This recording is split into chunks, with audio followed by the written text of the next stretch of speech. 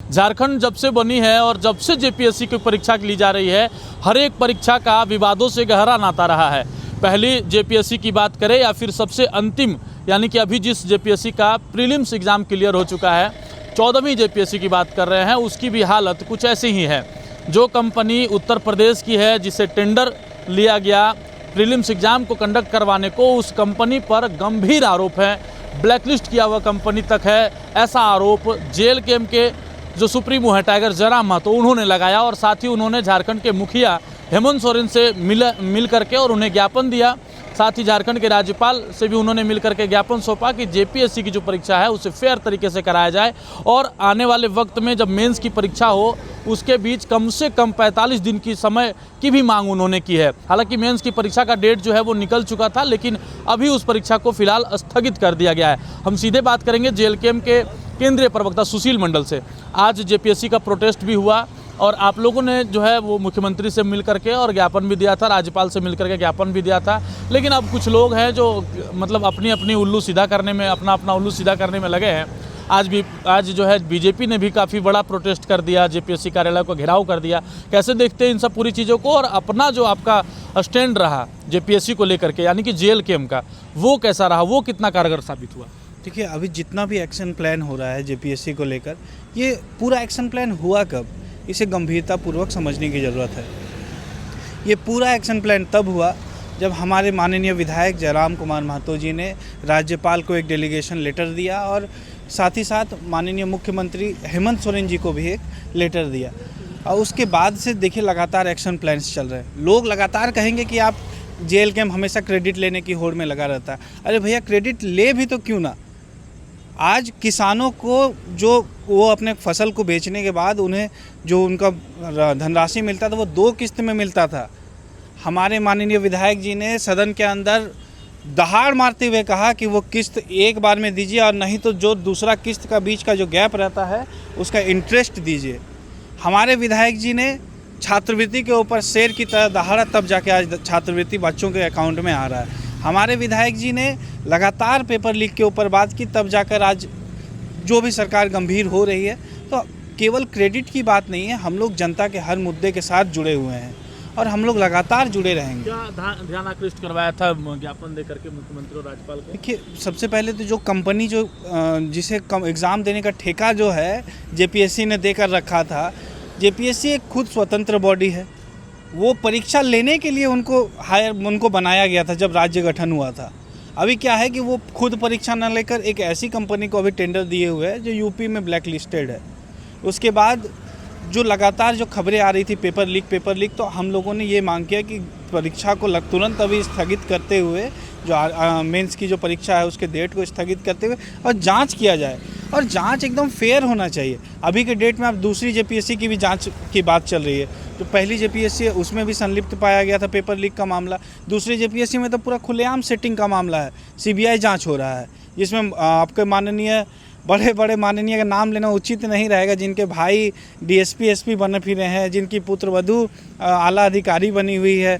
सब बड़े नेताओं ने उस समय सेटिंग करके बंद दिया। अच्छी बात है, आप लोग ज्ञापन दिए, लेकिन आज बीजेपी ने भी तो प्रोटेस्ट किया। उसके कारण से भी देखिए तुरंत जो है अभी उसका फलाफल यह निकला कि जो परीक्षा डेट आया हुआ था मेंस का उसे रद्द भी कर दिया गया और उसके एक दिन पहले डर से जो है जेपीएससी के अध्यक्ष ने इस्तीफा भी दे दिया। देखिए, जब भाजपा इन सब चीज़ों को लेकर प्रोटेस्ट करती है ना तो मजाक लगता है, मजाक।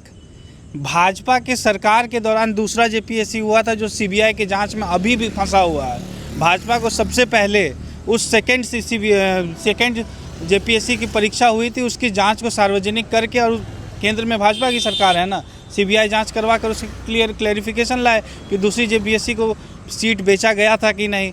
रघुवर दास जी के दौरान छठा जेपीएससी हुआ था, उस पर भी पेपर लीक।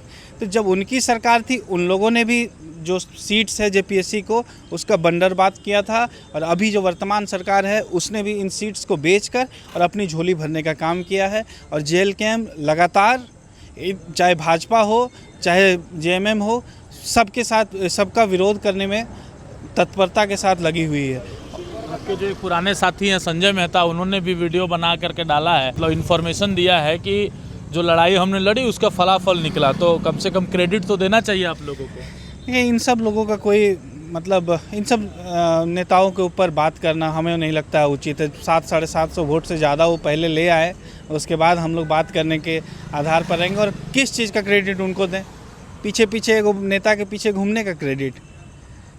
यहाँ पर पहचान मिला है तब जाके दूसरे, नहीं, इन सब चीज़ों पर बात करना उचित नहीं लगता है, क्योंकि पुराने साथी आज जो है 22 तारीख का एक कार्यक्रम था, उसमें आप लोगों को पहले से भी बुलावा मिला हुआ था जयराम जी को, लेकिन वो पहुँचे नहीं। लोग ने बहुत उम्मीद रखा था कि जयराम महतो आएंगे धनबाद के विकास के लिए, जब मंच सजा है तो मंच में वो जरूर आएंगे, लेकिन नहीं आए तो लोगों को कहीं ना कहीं नाराज़गी जाहिर हुई। देखिए, जब इस मंच के बारे में हम लोगों ने तफ्तीश किया कि इस मंच पर कौन कौन है, तो हमें लगा कि कम्युनिस्ट केवल, हमें पहले लगा कि अरूप जी इस पूरे जो भी मंच सज रहा है उसको लीड अरूप जी कर रहे हैं और केवल अरूप जी रहेंगे और एक कम्युनिस्ट विचारधारा वाला मंच बनेगा। तो कम्युनिस्ट विचारधारा के साथ हम लोग खड़े हैं, कम्युनिस्टों के साथ। कम्युनिस्ट का सोच, हमारा सोच लगभग बराबर रहता है। लेकिन उस मंच में भैया भाजपा के भी लोग हैं, उस मंच में आपके जेएमएम के लोग हैं, उस मंच में कांग्रेस के लोग हैं, तो उनके साथ हमें नहीं लगता है मंच शेयर करना उचित रहेगा। भाजपा जिसकी सरकार केंद्र में है, वो चाहेगी तो धनबाद को सुधार सकती थी। जेएमएम, उनका सरकार राज्य के अंदर, वो चाहती तो राज्य धनबाद में एक नई विकास की नई लहर ला सकती थी। और किस चीज़ का विकास मंच? जो विकास मंच सजा था ना, बहुत बड़े बड़े नेता थे ना, उनको मैं केवल एक काम देता हूँ, 1 महीने के अंदर जो सुपर स्पेशलिटी अस्पताल बना है उसे चालू कर दे। और वो लोग जो 6-7 जो पीएमसीएच वाला सुपर स्पेशलिटी अस्पताल है, मैं उसकी बात कर रहा हूँ, और वो लोग जो 8-10 जो एजेंडा लिख कर वहाँ पर रखे हुए थे ना भाई, वो सारा एजेंडा सुशील मंडल का था। आईटी पार्क की बात आज से पहले धनबाद में किसी ने नहीं किया था, आप ही के रिपोर्टिंग में मैंने किया। देखिए जाकर वहाँ आईटी पार्क के जिक्र किया हुआ था। पीएमसीएच सुपर स्पेशलिटी अस्पताल का बात केवल सुशील मंडल ने किया, देखिए वहाँ पर लिखा हुआ था। और बहुत से ऐसे मुद्दे हैं जिनको लगातार मैं प्रखरता से रखता हूँ, और उन वीडियोज़ को देखकर वो जो नेता वहाँ पर विकास मंच लगाए थे, वहाँ पर वो लोग उस पॉइंट आउट करके उन सब चीज़ों को रखा था। तो मैं कहता हूँ सामूहिक रूप से धनबाद का विकास करना है तो आइए राउंड टेबल कॉन्फ्रेंस में बात विचार करके रखते हैं। सड़क के बीच में वहाँ पे केवल फेस चमकाने से और चेहरा चमकाने से धनबाद का विकास नहीं होगा। और जो भी लोग वहाँ पर थे सभी लगभग माननीय थे, और इससे पूर्व अपने मतलब इससे पहले वो माननीय के रूप में सेवा दे चुके हैं, तो उनके पास एक अच्छा खासा अनुभव है। अगर सच में धनबाद का विकास करना है तो आइए एक राउंड टेबल कॉन्फ्रेंस करके क्या इम्प्लीमेंटेशन जल्दी से जल्दी किया जा सकता है। मैं तो कहता हूँ 1 महीने के अंदर आप सुपर स्पेशलिटी स्टार्ट करवा दीजिए, 2 महीना के अंदर आप आईटी पार्क करवा दीजिए। अब सब एक ही विकास का मतलब विकास का पैमाना लोग क्या समझ के रखे हैं, एयरपोर्ट बनाना। अरे भैया, एयरपोर्ट के अलावा बहुत से स्कोप हैं धनबाद में विकास का। आइए सब मिलकर विकास करते हैं। हम लोग हमेशा कंधा से कंधा मिलाकर साथ में चलेंगे। चलिए, विकास की बात तो आपने की, लेकिन जो विकास करेंगे वो विकास पुरुष अभी धनबाद में नहीं है। भाजपा के कोई नुमाइंदे वहाँ पर नहीं देखने को मिले, जिस कारण से लोगों ने यह सवाल भी उठाया कि यह राजनीतिक मंच है या राजनीतिक अखाड़े का मंच है, या फिर जो जनसेवा के लिए जिस तरह से उन्होंने पहले बताया कि धनबाद के विकास के लिए, धनबाद के बढ़ोतरी के लिए जो मंच सजाया गया था, और उसमें धनबाद की कैसे आगे दिशा दशा ठीक करी जाए, धनबाद को मुख्य रास्ते, जो विकास के मुख्य रास्ते से उसे कैसे जोड़ा जाए, धनबाद में पलायन कैसे रुके, और इन तमाम चीज़ों पर चर्चा होनी थी। हम लोगों ने अभी सुशील जी से बात किया और जेपीएससी के मुद्दे पर बात किया, जिस पर इन्होंने साफ तौर पर अपनी प्रतिक्रिया जाहिर की और कहा कि ये जीत जो है वो जयराम महतो की जीत है।